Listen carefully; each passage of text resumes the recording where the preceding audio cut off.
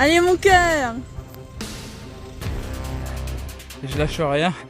Et là ça devient vraiment dur. C'est ça aussi le long. C'est des hauts et des bas. Là j'ai un gros bas.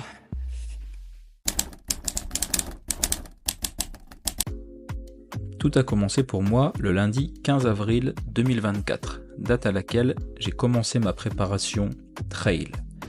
Il faut savoir que je suis normalement un coureur sur route et j'ai décidé cette année de me lancer sur trail durant la saison estivale pour couper la monotonie de la route.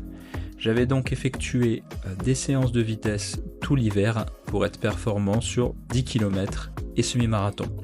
La transition vers le trail a donc été longue et difficile.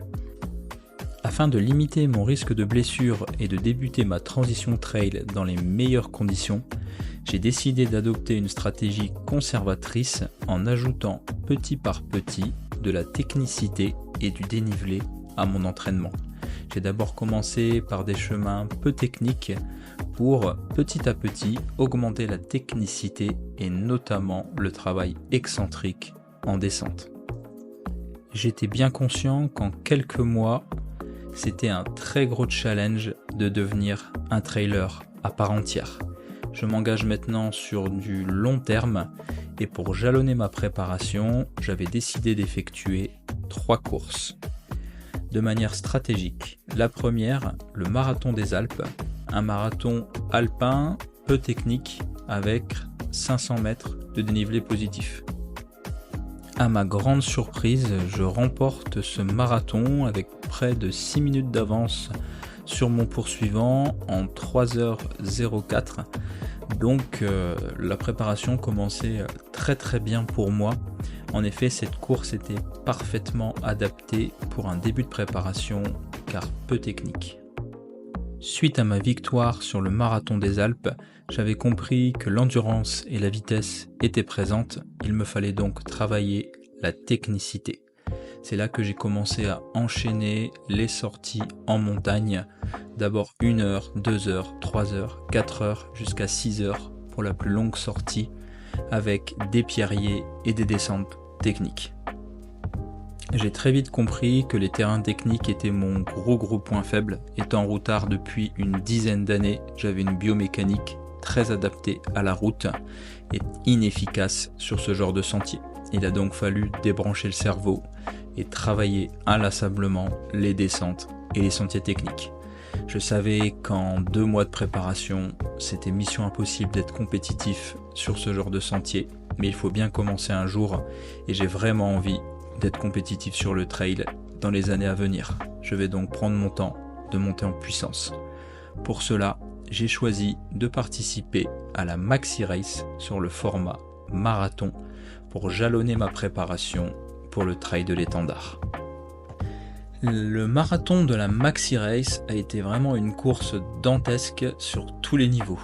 En effet, les conditions ont été désastreuses, les parcours ont été rendus quasiment impraticables, c'est pour cela que l'organisation a décidé d'arrêter la course au 30e kilomètre. J'ai beaucoup souffert, il faut le dire, sur cette course, car encore une fois j'ai été confronté à mes points faibles, des parcours où il fallait imposer de pied vraiment remarquable, une grande technicité de trailer que je n'avais pas, donc j'ai donc vraiment galéré, on peut le dire, sur ce parcours, mais ça m'aura permis d'effectuer une excellente préparation pour le trail de l'étendard et j'aurais fait que 30 km, donc j'aurais quand même conservé une certaine fraîcheur qui m'a permis de reprendre l'entraînement très rapidement. Je savais que la Maxi Race c'était vraiment une course de préparation et que c'était totalement inutile et inapproprié d'aller forcer sur cette course. J'ai donc de toute façon relâché mon effort assez rapidement, entre 20 et 25 km, sachant que de toute façon j'étais loin de la tête de course et que la course allait être arrêtée au 30e. N'ayant pas tout donné sur la Maxi Race, j'ai donc pu rapidement revenir à l'entraînement avec en ligne de mire le 61 km pour 3400 D+, du trail de l'étendard. J'espère que cette petite introduction vidéo vous aura permis d'en savoir plus sur ma préparation. Je vous invite d'ailleurs à vous abonner et à me poser toutes vos questions en commentaire. Je vous laisse maintenant sur ces magnifiques images et inside de la course du Trail de l'Étendard. Ça y est, la course approche. J'ai donc décidé la veille d'effectuer un point précis sur le parcours et sur chacun de mes ravitaillements en effectuant des sachets pour chaque poste, gel, compote, boisson de l'effort. J'ai également étudié scrupuleusement le parcours et j'ai décidé de l'adapter en fonction de mes forces et mes faiblesses. Gestion dans les montées pour être capable de descendre correctement. En effet, c'est la première fois que je me lance pour plus de 50 km. La gestion sera de mise.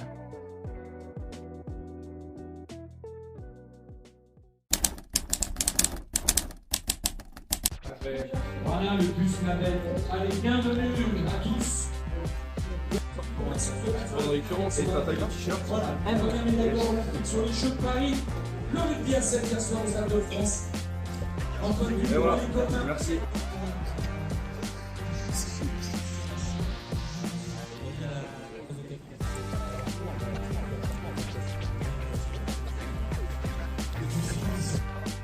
Bonjour à tous, bienvenue dans cette nouvelle vidéo. Alors là je suis à quelques minutes du départ pour le Trail de l'Étendard. Donc je vais essayer de vous prendre un maximum de vidéos avec la petite GoPro. En attendant, abonnez-vous, super important. Laissez des commentaires et je vous laisse me suivre durant tout le parcours sur 61 km. Ah, il avait regardé pas souvent.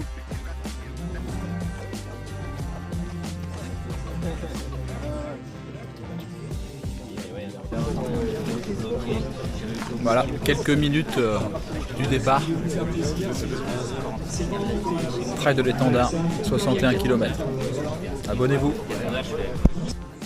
À quelques secondes du départ, j'en profite pour refaire quelques petites activations musculaires avant de rentrer tout droit dans le dénivelé. Attention, départ imminent. Bonne vidéo à tous!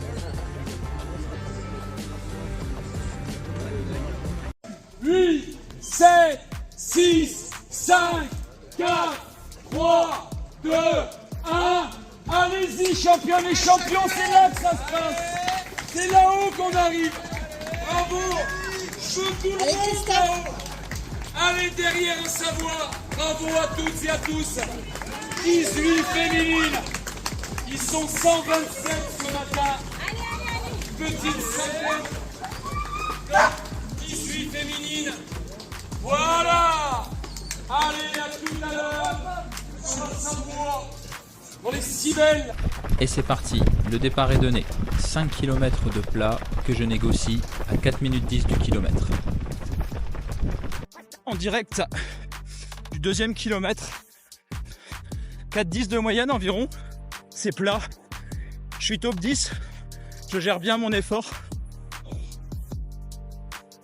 Je me presse pas, le plus dur reste à venir. On reste 4,10, 4,15, tranquille. Je vous fais profiter du parcours. Tranquille. On se retrouve tout à l'heure. Vamos. Ça y est, on attaque le pentu. Je viens de terminer le plat. Je gère mon effort. Toujours top 10. 5e kilomètre. Ça grimpe tranquillou. Je suis pas loin des gars. Donc je me gère. Ça va le faire. On se retrouve tout à l'heure. 6e kilomètre. On attaque les choses sérieuses. On marche, on temporise dans les montées. On régule l'effort. Ravito au 13e.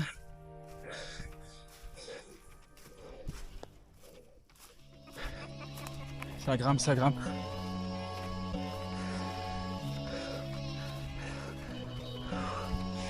Allez, on se retrouve au 13e kill pour le ravito. 8e kilomètre, on continue la montée. On se relaie. Regardez-moi cette vue.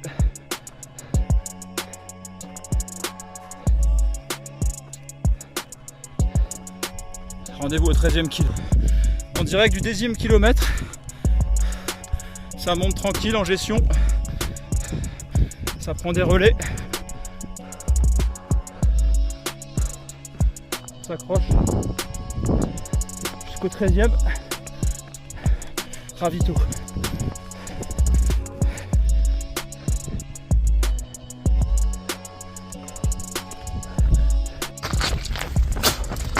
Allez, 14e kilomètre, j'ai pris un bon bout de temps pour me ravitailler. Et là, je vais repartir.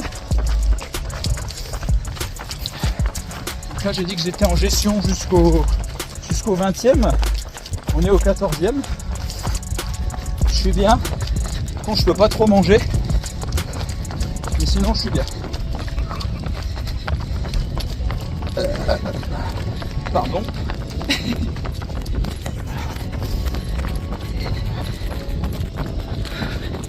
Allez, à toutes.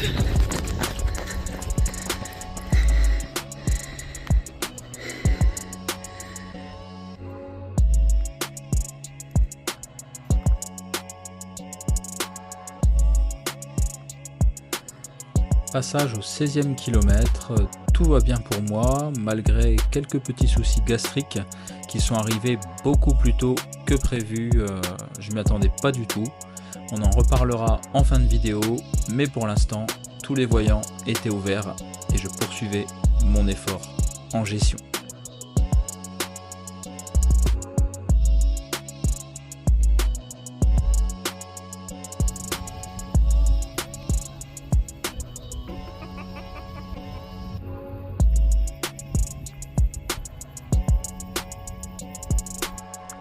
Passage au 18e kilomètre. J'ai un peu de plat. Là ça remonte. Je me gère. Les fessiers commencent à être bien gorgés. Mais on tient le coup. Admirez-moi la vue. Allez, on s'accroche. On lâche rien. J'alterne marche et course sur les pistes forestières pour pas casser trop de fibres pour les descentes. Allez, à tout à l'heure. Passage au 21e kilomètre, 1900 D+. On a toutes les difficultés sur la première partie, donc je me gère vraiment. J'ai perdu quelques places, mais c'est pas grave.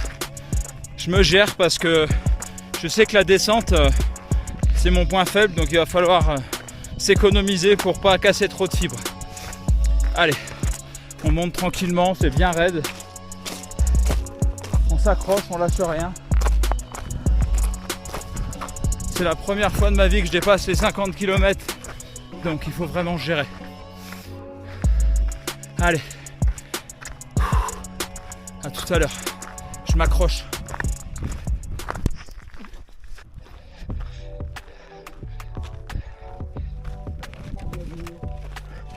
Bonjour. Ça vous dérange pas si je filme le ravitaillement? Ah, ça va. Si vous voulez. Je vais juste vous prendre un petit peu d'eau. Oui. Je peux boire, ça vous dérange pas si je mets pas même ma bouche dessus? Vous avez pas de verre? Non, j'ai juste les... Ben non, on n'a pas de verre. Hein. Non, mais on va jeter la bouteille. Ouais, c'est Pas grave. faut le finir. Vous avez peut-être rempli votre cours dans ces cavettes, non? Ouais.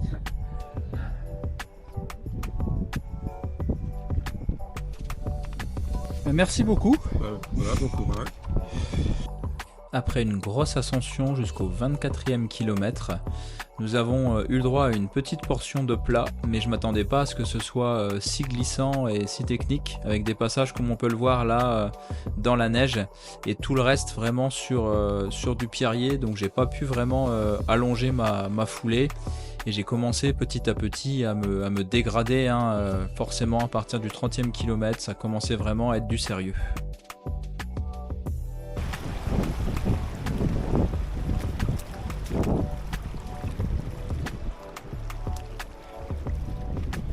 Hop, on arrive dans la descente technique. Je vous fais juste une petite dernière vidéo avant d'envoyer du pâté. Observez tout ça. On poursuit la descente. C'est très technique. Je prends pas le risque de me blesser. Je pense que je pourrais dérouler un peu après. Voilà le décor. Extrêmement technique. Je prends le temps parce que je risque de me blesser gravement. Allez, je continue. Vamos. En direct du 38e kilomètre. Très dur. J'ai énormément souffert. Très chaud. Et je lâche rien. Et là ça devient vraiment dur. C'est ça aussi le long. C'est des hauts et des bas. Là j'ai un gros bas. Mais je m'accroche. Plus que 4 km avant le ravito du col de la Croix de Fer. Là je suis sur la route, c'est interminable. On doit monter une partie du col de la Croix de Fer à pied. C'est vraiment dur. J'espère que après le 45e, on aura un peu de plat parce que là, ça devient dur pour un routard comme moi. Mais c'est ce que je suis venu chercher, c'est ce que je voulais.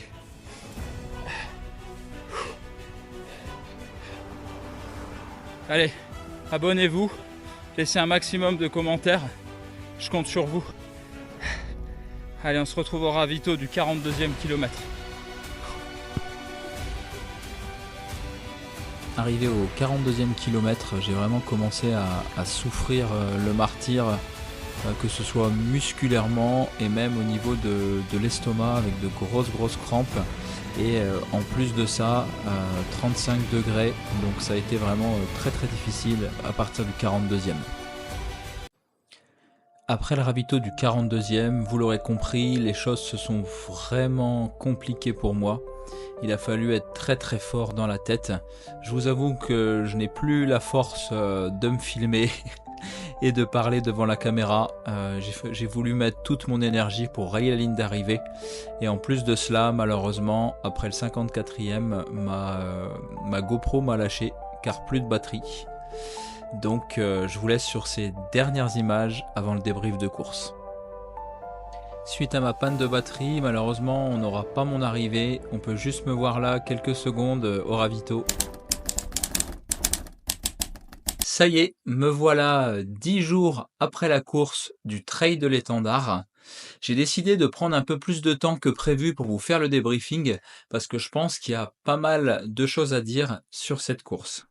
Tout d'abord, je tiens à m'excuser pour ne pas avoir pu filmer l'entièreté de la course. En effet, les difficultés du parcours et le manque de préparation logistique au niveau de la batterie m'ont contraint d'arrêter de filmer au 54e kilomètre. J'espère tout de même que ces belles images vous auront plu et vous auront permis de rentrer dans la course de l'intérieur. C'est vraiment ce que je voulais sur ce format vidéo. D'ailleurs, si ce format vous plaît, n'hésitez pas à me le dire dans les commentaires et surtout, n'oubliez pas de vous abonner. Ceci étant dit, on va maintenant passer au débriefing de course. Alors, concernant l'avant-course, comme je l'ai dit, je disposais d'à peine 3 mois pour faire une transition de la route vers le trail en montagne, donc ça a été un gros challenge. En plus, j'ai eu pas mal d'aléas, j'ai eu des problèmes familiaux, donc j'ai dû me rendre plusieurs fois dans ma famille sur Amiens. Donc on n'est pas sans le savoir qu'à Amiens, il n'y a pas de dénivelé. Donc j'ai pas pu faire toutes les semaines comme je le désirais. Mais j'ai quand même réussi à rentrer quelques jolis entraînements. Donc je suis quand même fier de ce que j'ai fait pendant cette préparation. Il y a eu des hauts, il y a eu des bas, mais grosso modo, j'ai quand même fait tout ce que j'ai pu. Comme je le racontais en début de vidéo, je suis vraiment parti au début plus sur de la course nature avec le marathon des Alpes. Ensuite, je suis passé sur la Maxi Race à Annecy. Et j'ai terminé par le Trail de l'Étendard pour vraiment conclure cette saison trail avant de repartir pour une période de route puisque je courrais le marathon d'Amiens le 12 octobre. Donc voilà pour ce qui est un petit peu de la préparation avant la course. Ensuite, on va maintenant s'intéresser plus particulièrement à ce que j'ai vécu durant ce trail. Alors concernant, l'étude du parcours et la nutrition, j'avais vraiment fait les choses bien, hein. Tout était, étudié scrupuleusement. J'avais bien testé mes produits avant la course, donc tout ce qui est, gel, je vous mettrai les liens en description, hein. Les gels énergie de chez Prozis, la boisson énergie isocarbe de chez Prozis également et j'ai complété avec quelques petites pâtes de fruits et des compotes. Donc ça, c'est pour la partie nutrition.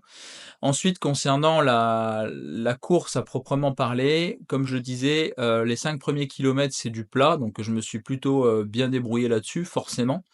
Ensuite, passage au 6e kilomètre, on débutait les premières ascensions. Ça s'est très bien passé, j'ai bien géré jusqu'au 24e kilomètre, donc fin de vraiment, de la première grosse difficulté et à partir du 24e kilomètre, bah, comme attendu, hein, les descentes arrivent et là, tout doucement, je commence à sentir le manque d'adaptation au dénivelé, négatif et à la spécificité du trail. Je serre les dents, on va dire, jusqu'au, 33e où je suis plutôt encore en forme, même si je sens que ça arrive tout doucement et à partir du 36-38e kilomètre, c'est vraiment là que j'ai commencé à ressentir, de grosses difficultés. Alors je pense qu'il y a plusieurs choses. La première chose, c'est que, j'étais peut-être pas habitué à l'altitude. En effet, on a des passages à plus de 3000 mètres, donc ça a vraiment joué et ça m'a complètement noué et bloqué l'estomac. À ça est venu se rajouter la chaleur, plus le manque d'adaptation, au terrain technique, donc ça a fait un petit cocktail, détonnant qui m'a vraiment mis dans le mal, hein, c'est le cas de le dire. Mais bon, j'ai rien lâché, je voulais absolument, aller au bout. Donc, pour vous donner un ordre d'idée, en fait, à partir du 24e kilomètre, j'étais toujours, en top 15 en fait, dans le top 10, top 15, 13e exactement et j'ai perdu énormément de place, du 38e au 61e puisque j'arrive 28e de la course. Ce qui est pas trop mauvais, hein, au vu de la courte préparation et du manque d'expérience que j'avais.